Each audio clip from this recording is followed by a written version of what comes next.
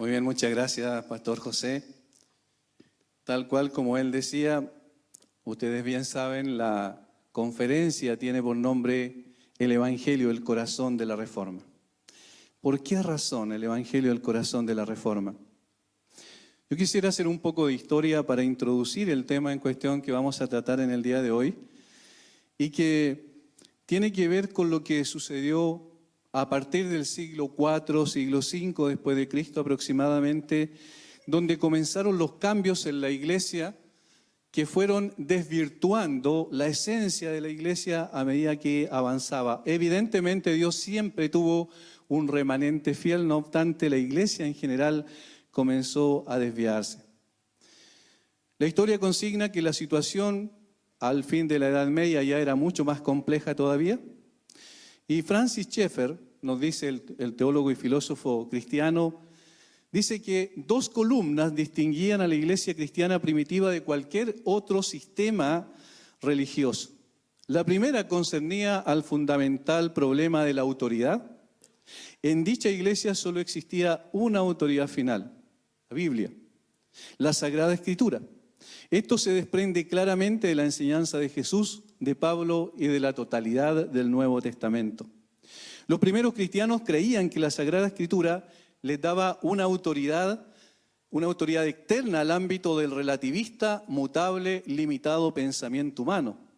Así, con esta visión de la palabra, tenían lo que consideraban una autoridad no humanista. La otra columna, continúa diciendo Francis Schaeffer, de la iglesia primitiva que la diferenciaba de todos los demás sistemas religiosos, era su respuesta a la pregunta, ¿cómo allegarse a Dios? La Biblia responde a esta pregunta. La enseñanza fue que Dios nunca hace descender el nivel de sus normas, que exige perfección, pero en el amor de Dios vino Jesucristo como Salvador y llevó a cabo una obra infinita y definitiva en la cruz. De manera que el hombre ya puede acercarse al Dios totalmente santo y perfecto, apoyado en esta obra perfecta y consumada, por la fe y sin obras humanas relativas. Hasta ahí la cita de Francis Schaeffer. Como ustedes pueden ver, habían dos columnas esenciales en la iglesia primitiva. Una tenía que ver con el tema de la autoridad y la segunda tenía que ver con la forma en que el hombre podía acercarse a Dios. Cómo un hombre pecador podía llegar a tener comunión con un Dios santo y justo como el que revelan las Sagradas Escrituras. Y la iglesia primitiva decía, existe una sola autoridad que es la palabra de Dios revelada en las Sagradas Escrituras. Y decía también que había una sola forma de acercarse a Dios y era a través de la obra consumada del Señor Jesucristo en la cruz. Sin embargo, históricamente, estas dos columnas estaban siendo sacadas de su lugar y en su lugar fue entronizado el hombre como autoridad, constituida como institución, en ese sentido la iglesia. Y luego también entonces, como consecuencia lógica, ya la cruz de Cristo y su obra suficiente no era suficiente en ese sentido para salvar al hombre en ese entonces. Y por eso se añadieron una serie de otras cosas que tenían que ver con obras humanas. Comenzaron a enseñarse doctrinas que no tenían ninguna base, ningún fundamento bíblico. Y luego empezó la iglesia a cada vez desviarse más de la situación. El problema no era un problema moral, religioso, político ni filosófico, como bien dice Sugel Michelin, sino que esencialmente el problema era de índole moral y espiritual. Lo que necesitaba con urgencia la iglesia, dice el pastor Sugel Michelin, no era limpiar la casa simplemente, sino revisar sus cimientos. Un retorno a la definición nuevo testamentaria de la iglesia basada en un fresco entendimiento del Evangelio de Jesucristo.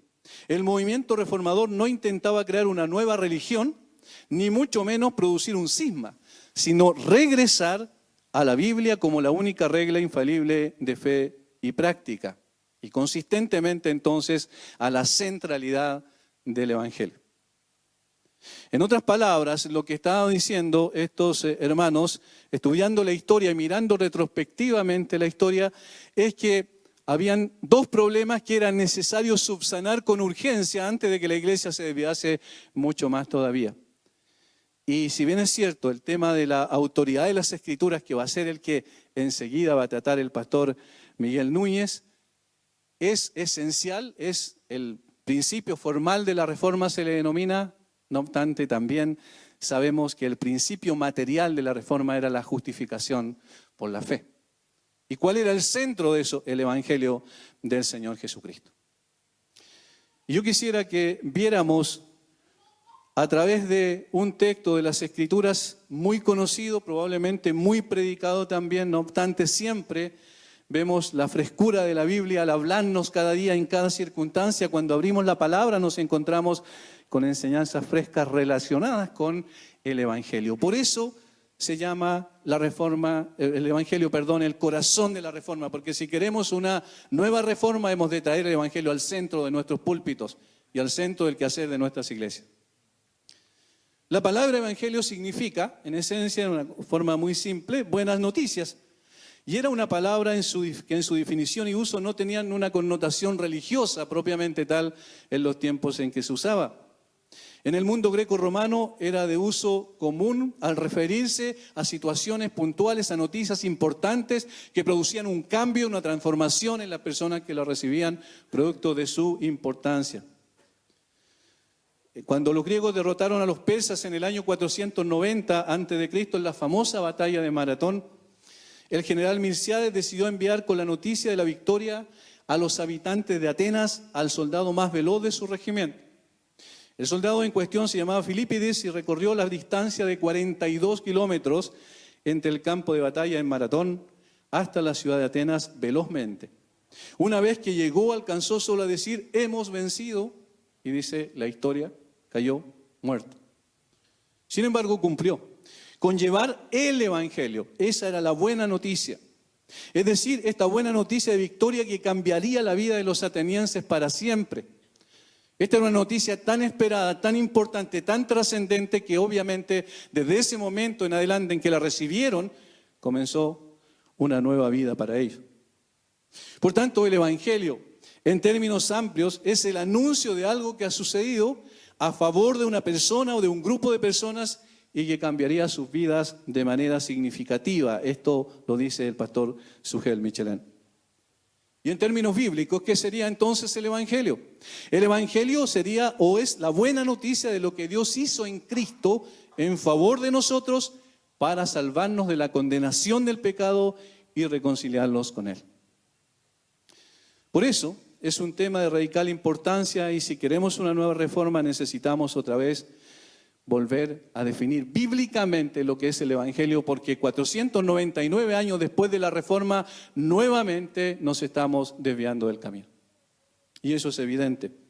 Al escuchar las predicaciones en las iglesias, al ver los grandes movimientos que se levantan y que no tienen ningún asidero en las Escrituras y que no consideran el Evangelio como el centro, el corazón de la iglesia. Por eso necesitamos ir a 1 Corintios capítulo 15, versículos 1 al 4, nos vamos a detener en un solo versículo, pero para ver el contexto y definir lo que realmente es el Evangelio bíblicamente. 1 Corintios 15, 1, dice, además os declaro, hermanos, el Evangelio que os he predicado, el cual también recibisteis, en el cual también perseveráis, por el cual asimismo, si retenéis la palabra que os he predicado, sois salvos, si no creísteis en vano. Porque primeramente os he enseñado lo que asimismo recibí, que Cristo murió por nuestros pecados conforme a las Escrituras, y que fue sepultado y que resucitó al tercer día conforme a las Escrituras. El apóstol Pablo dice que el Evangelio tiene una trascendencia tan importante que le dice a los Gálatas que hay una maldición sobre aquellos que pervierten el Evangelio. Dice a los Corintios en 2 Corintios 2:17 que algunos estaban comerciando con la palabra, obviamente también con el Evangelio. Por eso es que al acercarnos nosotros a 1 Corintios 15 nos damos cuenta de algo que quizás es muy claro y muy simple, pero no simplista, que aparece allí en estos textos que nosotros hemos leído. Y vamos a ver tres cosas esenciales allí en este párrafo y particularmente en el capítulo 3 y 4. Pablo comienza diciendo en esta introducción a la resurrección, ¿cierto? Las evidencias de la resurrección del Señor Jesucristo, haciendo una síntesis del Evangelio, diciendo además, os declaro, hermanos, el Evangelio que os he predicado, el cual también recibisteis, en el cual también perseveráis, por el cual asimismo, si retenéis la palabra que os he predicado, sois salvos, si no creísteis en vano. Porque primeramente os he enseñado lo que asimismo recibí. Pablo recibió este Evangelio. Se le encomendó este Evangelio. Fue aprobado para que predicara el Evangelio, dice en 1 Tesalonicenses capítulo 2. Es decir, no es de factura humana. No es algo que nosotros podemos tomar y podemos revisar continuamente y podemos modificar a nuestro antojo. No es algo que la iglesia debe tomar para decir posteriormente lo que quiera y vivir en función de lo que quiera, porque el Evangelio está definido claramente en las Sagradas Escrituras. A Pablo le fue legado el Evangelio, porque primeramente os he enseñado lo que asimismo recibí. ¿Y qué recibió el apóstol Pablo? Y aquí comienzan las tres cosas que mencioné al principio. Primero, el Evangelio trata de lo que Dios hizo en Cristo.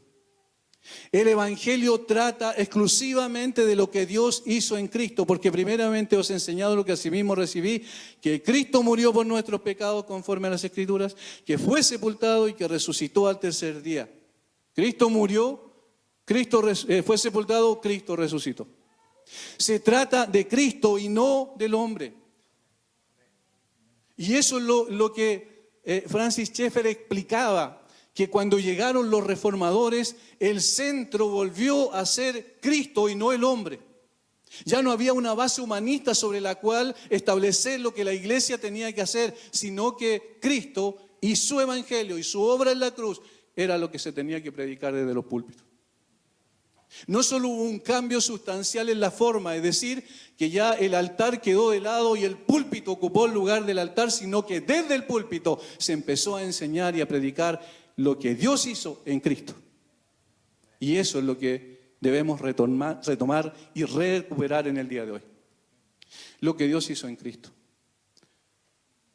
En la manera en que la fe cristiana ha sido secularizada, sin embargo, sus intereses han sido mezclados con los intereses de la cultura.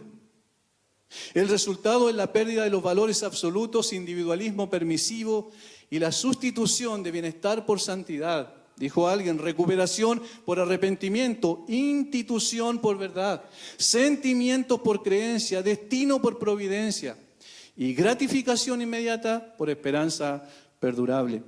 Cristo y su cruz han sido desplazados del centro de nuestra visión. Después de 499 años, así nos encontramos.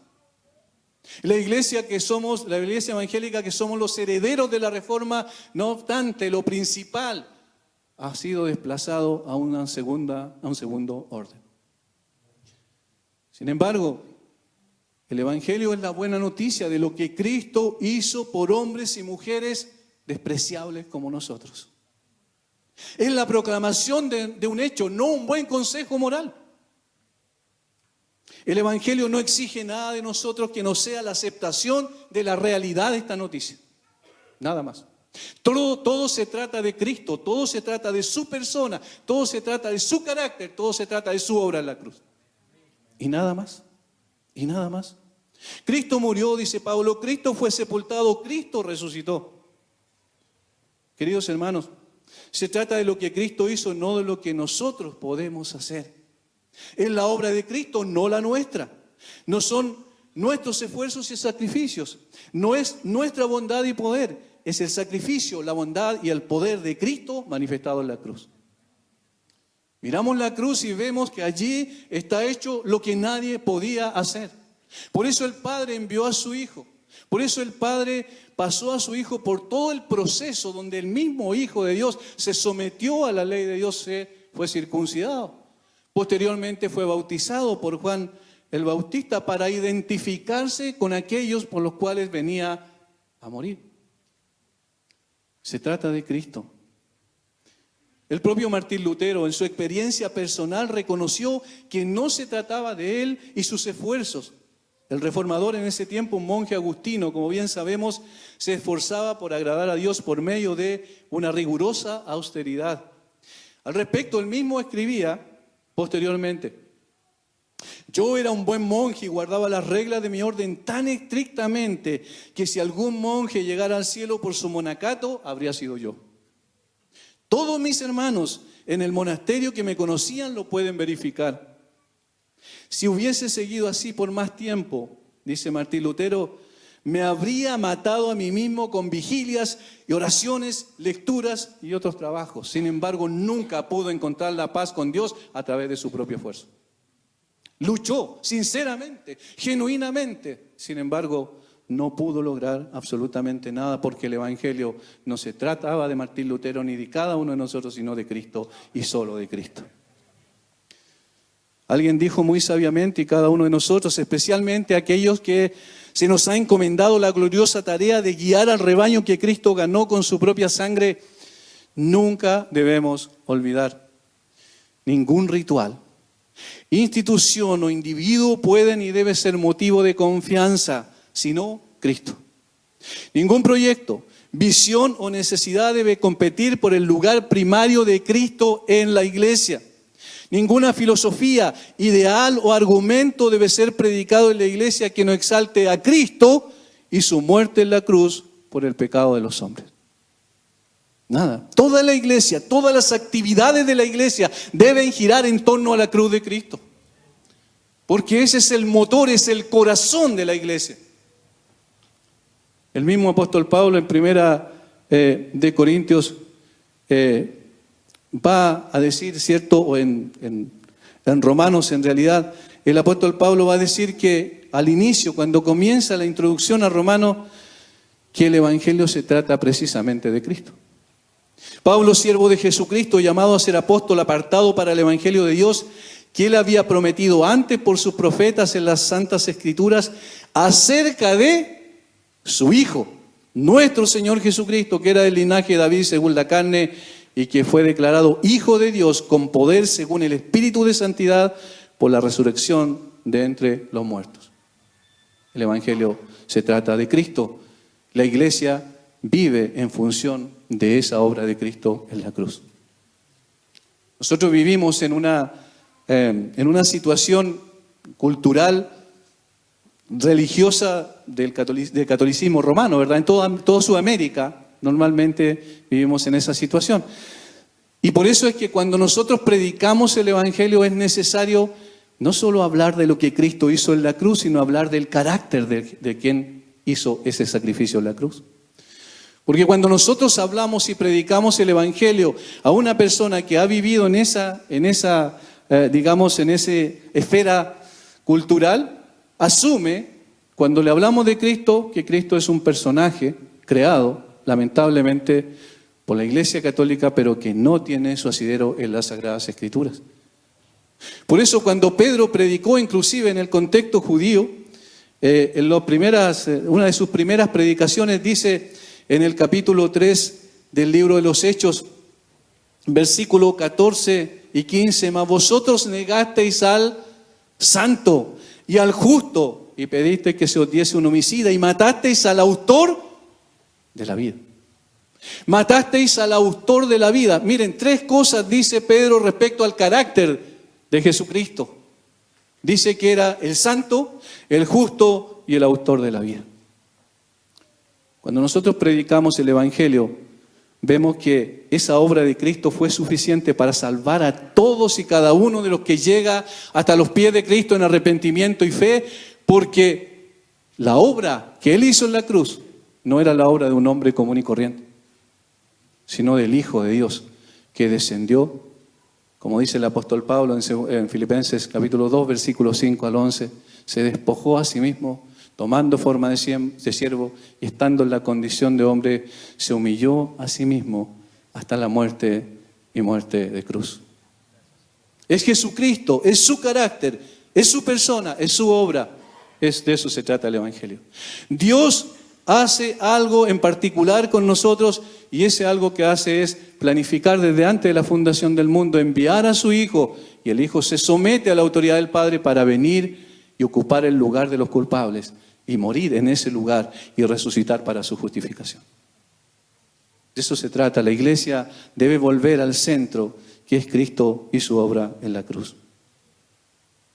Lo segundo que va a decir allí el apóstol Pablo en el texto que tenemos es que el Evangelio trata de lo que Dios hizo en Cristo para salvarnos de nuestros pecados.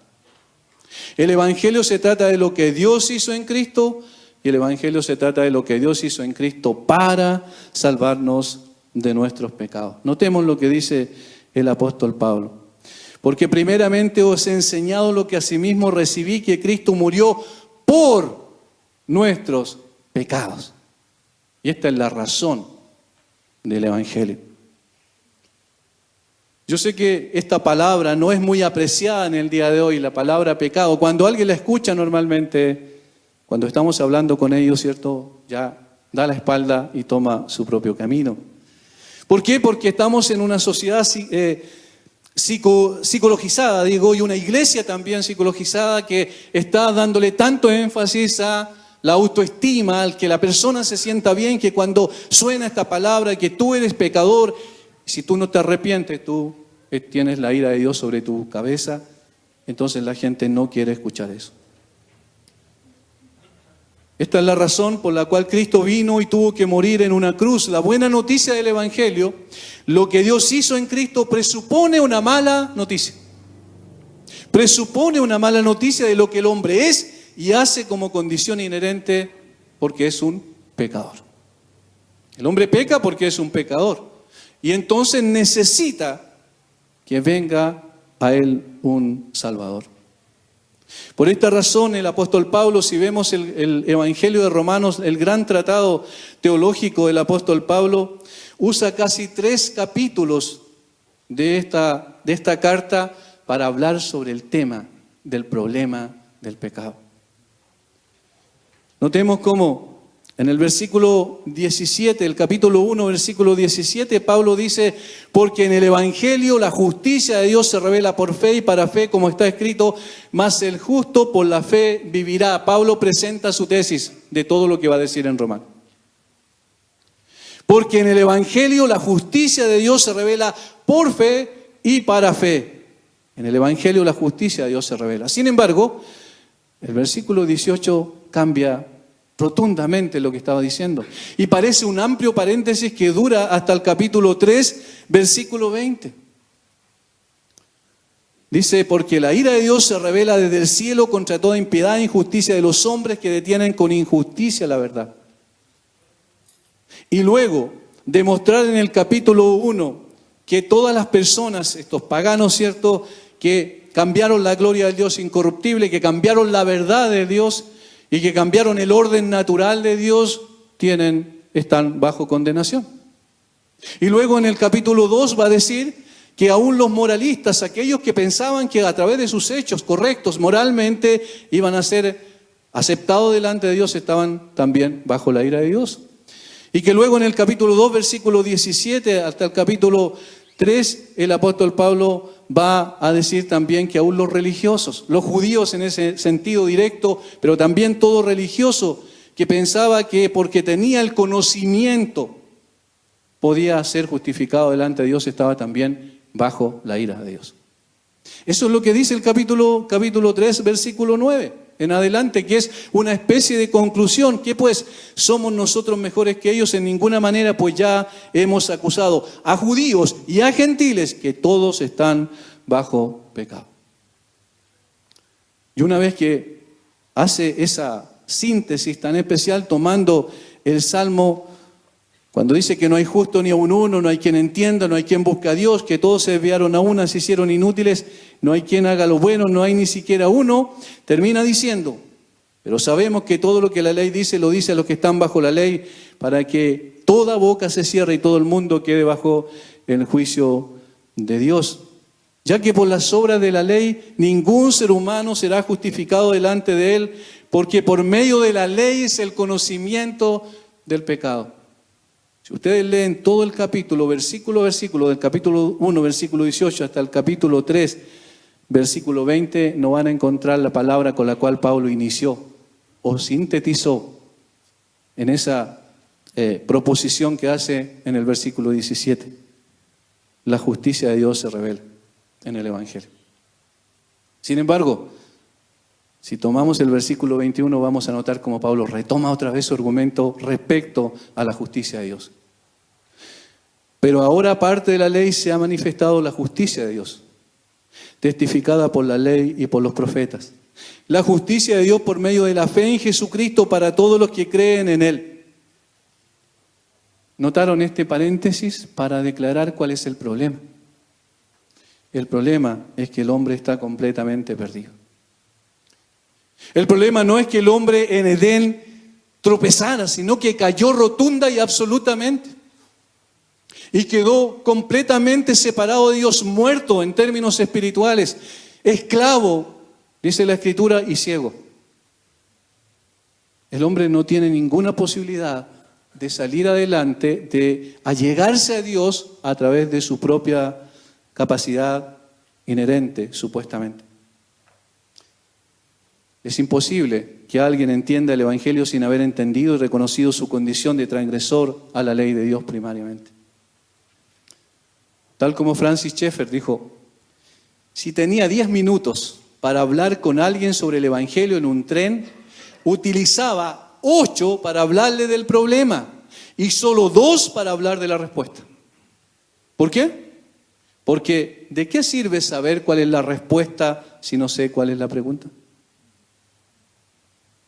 Si tenía 10 minutos, utilizaba 8 para hablarle del problema y 2 para hablarle de la solución, de la respuesta. Creo que nosotros aquí en Latinoamérica y en Chile también así ha sido. Hemos equivocado la forma de presentar el Evangelio, probablemente porque utilizamos 9 minutos para hablar de la solución y solo 1 minuto a veces para hablar del problema. La propia vida de Martín Lutero es una expresión de esta realidad. Lutero tenía una profunda convicción de pecado. Es increíble, cuando uno lee la historia se da cuenta de que este hombre sabía exactamente quién era él delante de Dios. Reconocía la justicia perfecta de Dios. Y esta convicción, este sentido de culpa lo acosaba en forma permanente. La pregunta que no podía responder era la siguiente: ¿cómo puede una persona injusta ser perdonada por un Dios justo? Puede ser posible, había un gran dilema ahí en su mente. Y por eso es que en una ocasión dijo: ¿no saben que Dios habita en luz inaccesible? Nosotros, criaturas débiles e ignorantes, queremos probar y entender la incomprensible majestad de la indescifrable y maravillosa luz de Dios. Nos preparamos y nos acercamos. ¿Qué hay de extraño entonces que esa majestad nos sobrecoja y nos quebrante? Decía Lutero. Él sabía que Dios no podía dar por inocente al culpable. R.C. Sproul comenta al respecto: Lutero había estudiado la ley del Antiguo Testamento, conocía perfectamente las demandas de un Dios puro y santo. Y eso lo estaba volviendo loco. El genio de Lutero dilucidó un dilema legal que no pudo resolver. Parecía no haber solución posible. Termina la cita de R.C. Sproul. Parecía no haber solución posible. Él sabía que la ira de Dios pendía sobre su cabeza y en cualquier momento caía sobre él. Y por eso se esforzaba tanto y por eso quería apaciguar esa ira de Dios y de alguna manera ser aceptado por Dios a través de sus hechos. Pero era completamente imposible. En una ocasión, cuando estaba celebrando su primera misa, su padre lo fue a ver para que pudiese ver, ¿cierto?, el orgullo de su padre al verlo celebrando la primera misa. Cuando tenía que decir las palabras de consagración, quedó sin moverse en ese momento y tuvieron que sacarlo avergonzado de ese lugar. Su padre se fue muy triste por lo que había pasado. Luego Lutero explicó la razón. Dijo: ante estas palabras yo me quedé estupefacto y aterrorizado. Pensé para mí mismo: ¿con qué lengua voy a dirigirme a tal majestad? Si todos los hombres deberían de temblar aún ante la presencia de un príncipe terreno. ¿Quién soy yo para levantar mis ojos y mis manos hacia la majestad divina? Los ángeles lo rodean. Uno solo de sus movimientos hace temblar la tierra y yo Un miserable y pequeño pigmeo diré, yo quiero esto y pido aquello. Porque yo soy polvo y ceniza, lleno de pecado. Y estoy hablándole al Dios vivo, eterno y verdadero. La convicción que tenía él era profunda. Él sabía exactamente delante de quién estaba. Y por eso es que leía y leía y leía las Escrituras y buscaba afanosamente la solución al problema. Dice él, yo anhelaba grandemente entender la epístola de Pablo a los romanos y nada lo impedía sino una expresión, la justicia de Dios. Porque yo pensaba que se refería a la justicia donde Dios es justo y trata justamente castigando al injusto. Mi situación era que aún siendo un monje impecable, yo estaba frente a Dios como un pecador atormentado de conciencia. Sabiendo que mis méritos no lo aplacarían, como resultado, yo no amaba a un Dios justo y airado, más bien odiaba y murmuraba contra Él. Es tremendo lo que pasó a él, pero aquí viene la gran noticia. Un día la experiencia, lo que se denomina como la experiencia de la torre, nuevamente leyendo y releyendo la epístola del apóstol Pablo a los romanos, se encontró con lo siguiente. Sin embargo, dice él, me aferraba al querido Pablo y tenía un gran anhelo por saber de qué estaba hablando. Noche y día yo reflexionaba hasta que vi la conexión entre la justicia de Dios y la declaración de que el justo por la fe vivirá. Entonces entendí que la justicia de Dios es esa justicia por la cual a través de la gracia y la pura misericordia Dios nos justifica por la fe. De allí en adelante sentí como si hubiese nacido de nuevo y hubiese entrado por las puertas del paraíso. Toda la Escritura tomó un nuevo significado y desde antes, donde antes, la justicia de Dios me llenaba de odio, ahora llegó a ser para mí inexpresablemente dulce. Con gran amor, este pasaje de Pablo fue para mí la puerta del cielo. Este pasaje de Pablo fue para mí la puerta del cielo. Por eso Juan Calvino dijo posteriormente, intervino Cristo e intercediendo por nosotros tomó sobre sus espaldas la pena y pagó todo lo que los pecadores habían de pagar por justo juicio de Dios, que expió con su sangre todos los pecados que eran causa de la enemistad entre Dios y los hombres, que con esta expiación se satisfizo al Padre. Vemos solamente hacia Cristo para obtener favor divino y amor paternal. Vemos solamente hacia Cristo. Y eso no ha cambiado. Como bien decía el pastor José Mendoza, no ha cambiado. No es algo nuevo, no es una nueva invención. Los reformadores no vinieron a crear una nueva religión, sino que volvieron, guiados por el Señor y por su Espíritu, a las Sagradas Escrituras, la fuente, y allí encontraron que el Evangelio había sido distorsionado. Y volvieron otra vez a colocarlo en el centro de sus púlpitos y de sus iglesias. El problema del hombre no es su precaria situación económica, ni su deteriorada condición de salud, ni su baja autoestima, ni sus relaciones quebradas. El problema del hombre es que está enemistado con Dios. Pablo dice, extraños y enemigos, cuando le escribe a los colosenses. Y como consecuencia, bajo la justa ira de Dios.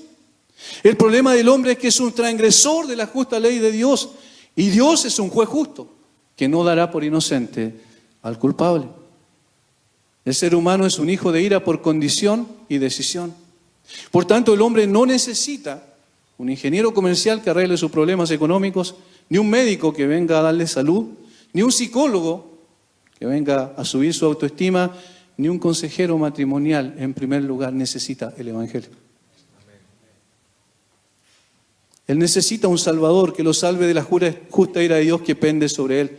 Y esta es la buena noticia, esta es la buena noticia del Evangelio, que este Salvador ya vino y murió bajo la justa ira del Padre, es un hecho histórico.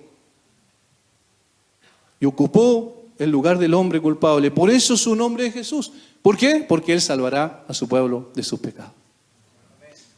Esa es la buena noticia. Jesús no es un Salvador potencial, es un Salvador real, efectivo. Él salvará a su pueblo de sus pecados, no intentará salvar a su pueblo de sus pecados.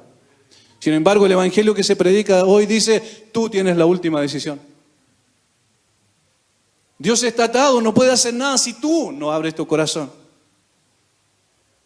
Pero cuando el ángel le dijo a José que se llamará su nombre Jesús porque él salvará a su pueblo de sus pecados, le estaba diciendo que Jesús efectivamente iba a salvar a todos aquellos por los cuales vino a morir. El pecado no es algo que pueda frenar a Dios. Dios es suficiente y a través de su Hijo venció el pecado y la muerte. Ahora decimos que el Evangelio se trata de lo que Dios hizo en Cristo para salvarnos de nuestros pecados, y Pablo añade algo importantísimo, conforme a las Escrituras. El Evangelio trata de lo que Dios hizo en Cristo para salvarnos de nuestros pecados conforme a las Escrituras. Todas las Escrituras apuntan al Evangelio.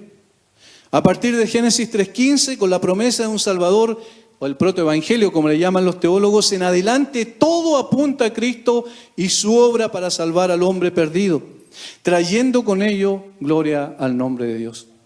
Toda la Biblia apunta al Evangelio. A partir de ese texto de Génesis 3:15, Dios promete un Salvador y en el resto de las Escrituras Dios revela quién es ese Salvador, de dónde vendrá, qué hará, y finalmente encontramos en el Nuevo Testamento la manifestación del Salvador. ¿Dónde? En los Evangelios. La proclamación de este Salvador y su obra. ¿Dónde? En el libro de los Hechos. La explicación de su persona y obra y suficiencia de su obra en las cartas apostólicas. Y la consumación de la obra del Salvador en el Apocalipsis.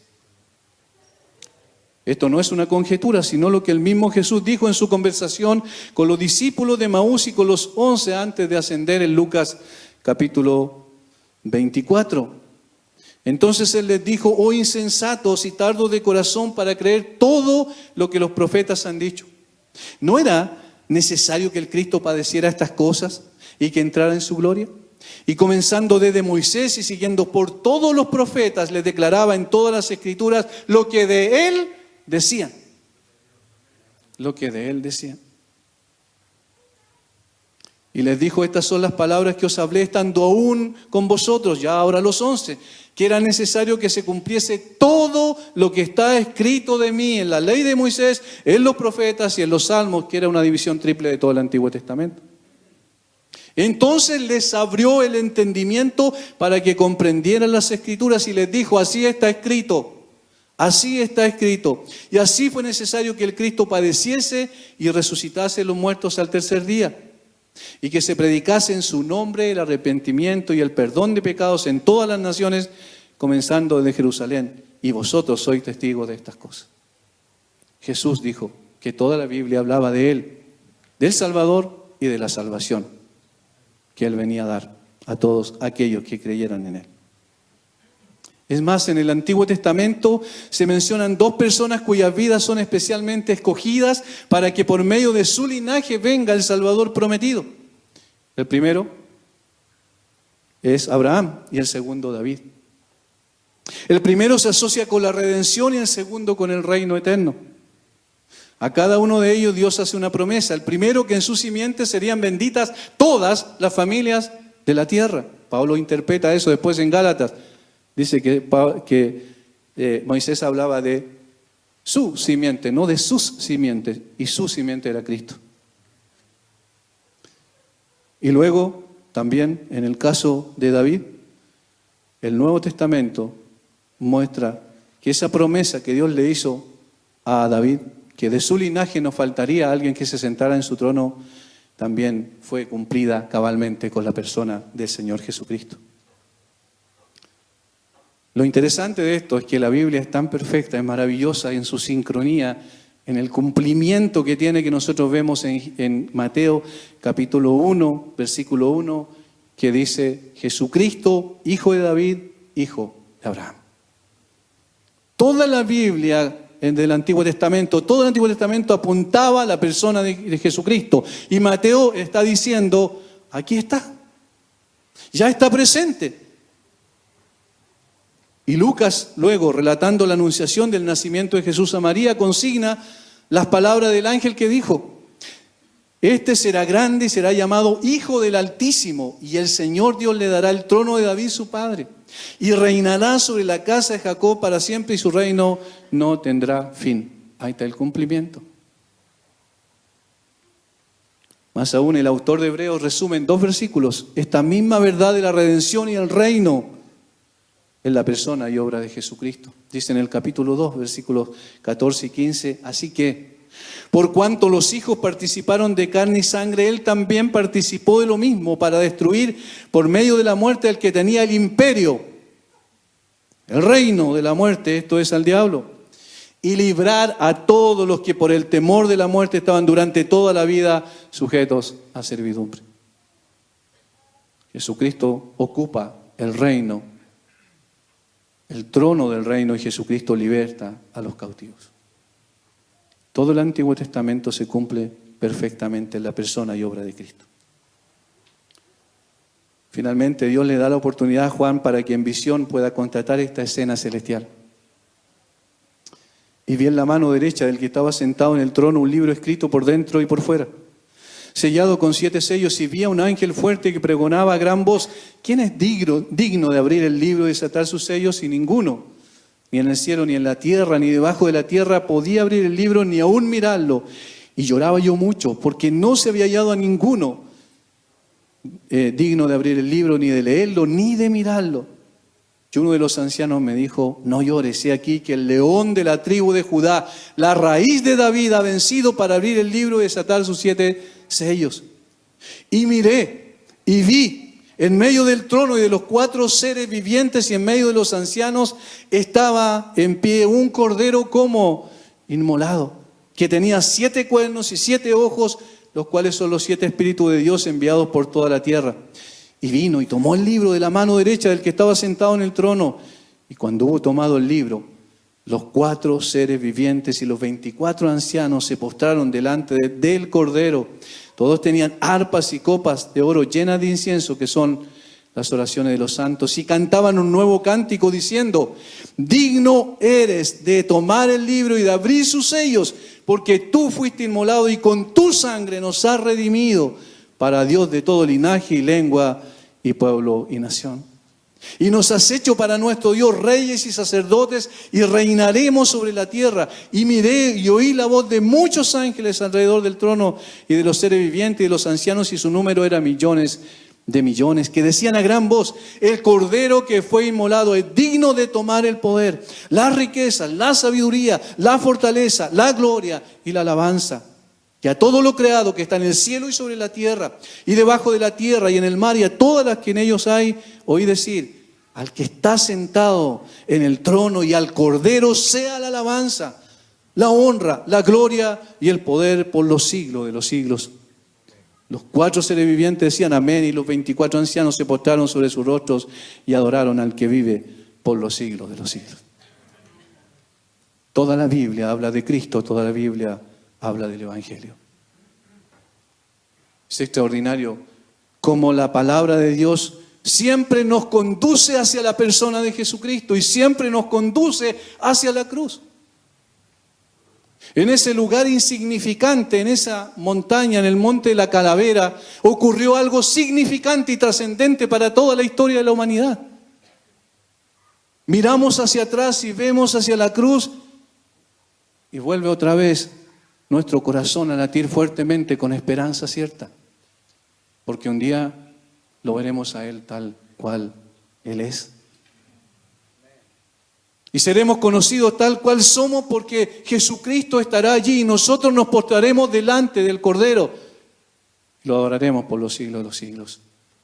Tal cual como la cena celestial que menciona aquí Juan. Y hermanos, una cosa tremendamente linda, cuando uno ve a Juan el Bautista ver a Jesús, cuando él dice: he aquí el Cordero de Dios que quita el pecado del mundo. Juan estaba mirando retrospectivamente en la historia hacia Éxodo capítulo 12, cuando en el día 10 del mes de Nisan tenían que apartar un cordero, y luego el día 14 tenían que sacrificarlo. Pero no solo eso, sino tenían que colocar sobre el dintel de la puerta la sangre de ese cordero sacrificado. Y Él dice, he aquí el Cordero de Dios que no cubre solamente el pecado, sino que quita el pecado del mundo. Y luego nosotros miramos hacia adelante y vemos como Juan el apóstol, cuando mira al león de la tribu de Judá, no ve al león de la tribu de Judá, sino ve al Cordero, como inmolado, pero de pie, vencedor. Y ese es el evangelio que tenemos que recobrar. Y ese es el evangelio que tenemos que volver a colocarlo en el centro de todas las actividades de nuestras iglesias. Y ese es el evangelio que tenemos que proclamar, porque las estructuras sociales no van a caer si el evangelio no se predica. Hermanos, lamentablemente muchas veces pensamos que nosotros estamos llamados a cambiar las estructuras sociales. No, nosotros estamos llamados a predicar el evangelio. Y eso fue lo que pasó en el siglo XVI. Y lo que ocurrió como consecuencia de ello es que por la proclamación del evangelio, por el sometimiento a las Sagradas Escrituras, entonces cayeron, los gobiernos fueron distintos. La sociedad fue transformada. Y toda la Europa del Norte que asumió la reforma como una realidad fue completamente transformada. Hasta el día de hoy ellos reciben los beneficios que significó la predicación fiel de las Sagradas Escrituras. Porque como dice Martin Lloyd-Jones, esencialmente los reformadores fueron predicadores y predicadores del Evangelio de Jesucristo. El Evangelio trata de lo que Dios hizo en Cristo. El Evangelio trata de lo que Dios hizo en Cristo para salvarnos de nuestros pecados, y el Evangelio trata de lo que Dios hizo en Cristo para salvarnos de nuestros pecados conforme a las Escrituras. Oremos. Padre, muchas gracias por tu palabra. Señor, quizás cuando hablamos del Evangelio asumimos que ya sabemos y conocemos todo y que no necesitamos nada más. Pero cuando miramos nuestro propio corazón y lo que está alrededor nuestro, nos damos cuenta de la importancia, de la trascendencia de ese Evangelio glorioso que es revelado en las Sagradas Escrituras. No tenemos derecho a modificarlo. No tenemos derecho a quitarle, añadir o diluir el Evangelio. Solo somos heraldos tuyos y estamos llamados a proclamarlo. Padre, yo ruego que el Evangelio haga mella en nuestro corazón y no solo sea un concepto intelectual, sino sea una realidad vivencial cada día. Padre, bendice a cada uno de los presentes y que nuestras iglesias sean transformadas por la predicación de este glorioso Evangelio. Si va a haber una nueva reforma, es necesario entonces que el Evangelio vuelva a colocar, a tomar el centro de todo lo que hacemos y decimos en la iglesia. Te alabamos en el nombre bendito de Jesús. Amén.